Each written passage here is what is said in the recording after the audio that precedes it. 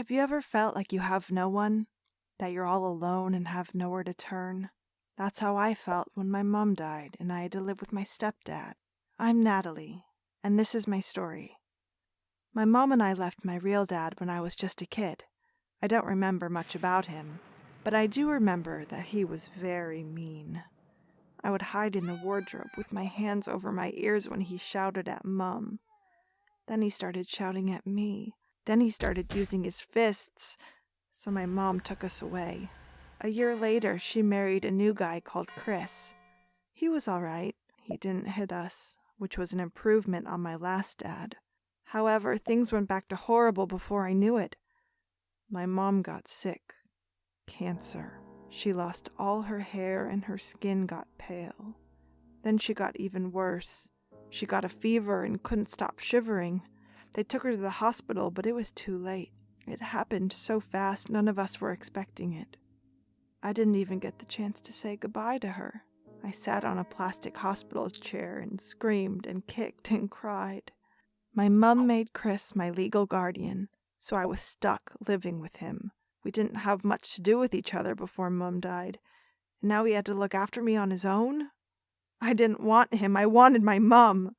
But all I had of her was a ring that I took from her jewelry box. I went looking for my real dad. At least he related to me.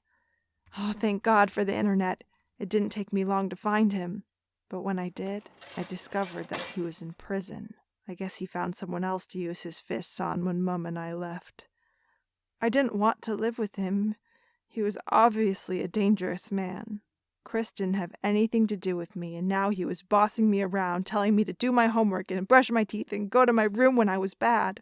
He kept trying to talk to me about Mum. He kept telling me it was okay to miss her, and he was there if I wanted to talk about her. I hated it. She was my mum first, and he wasn't allowed to act like he knew how I felt. I did things to annoy him, like hide his keys and put salt in his coffee instead of sugar. When he gave me my dinner, I wouldn't eat it. When he told me it was time for a bath, I left the taps on and flooded the bathroom. I was naughty at school, and he had to come and see the head teacher. Everyone was so cross with me, and it was so unfair. I'd just lost my mum, and they didn't understand. Eventually, I think Chris gave up on me. He stopped trying to get close to me, stopped trying to talk to me about Mum. I preferred it that way. I just wanted to remember her on my own, and I didn't want him to get involved. Things stayed like that for a few years. He would cook me food, and I never went without school shoes or books. But that was where it stopped. He pretty much let me do whatever I wanted within reason, and I pushed him as far as I could, waiting to see if he would snap. I just wanted to go away. I didn't need him. One night I came home and Chris wasn't there. I was watching TV when there was a knock at the door. There were 2 police officers standing there. They asked me if my dad was called Chris. "Stepdad," I said. They told me he'd been in a car accident. He'd been taken to the hospital. They'd know more in the morning. Would it be all right, or if they needed them to call someone for me? I told them I'd be fine. Did I have someone who could take me to the hospital in the morning? I told them I didn't. They'd come back in the morning and take me to see him. I thanked them and shut the door. As soon as they left, I grabbed the phone and I tried to call him to make sure he was all right. I called him 20 times, and he didn't pick up. I was panicking. I don't want him to die. The thought surprised me. He wasn't going to die, but what if he did? What would I do then? I shook my head. If he died, I'd be fine. I'd deal with it. I didn't want him around anyway. I didn't care about him.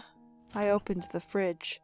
It was full of my favorite drink and my favorite foods. How did he know? I felt tears in my eyes. It all came crashing down on me like a ton of bricks. He really cared about me. He looked after me when I lost my mum. Even though he wasn't my real dad, he'd been taking care of me for years.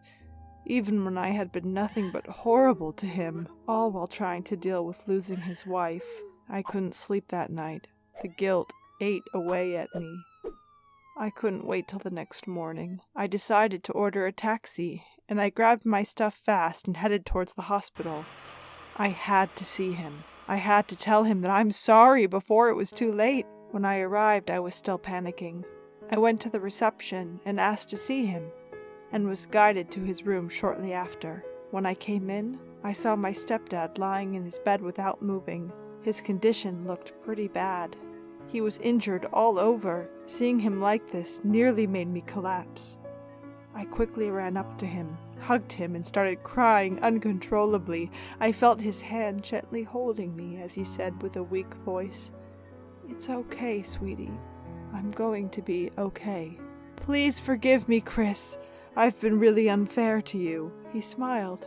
He told me there was no need to apologize, that I was just a little girl who lost her mum. He said he was never trying to replace her, just trying to raise me into someone that she would be proud of. I hugged him tighter and was unable to move for a while. I was so glad he was okay, and I couldn't bear the thought of losing him, especially after losing my mum. He was the only person I have left that really cared about me, and I had a lot to apologize to him for. It was going to take a long time to repair the damage between us, but I was determined to find a way to make it up to him. Thanks for watching. Do you have anyone in your life that's helped you through a difficult time? Let us know in the comments below.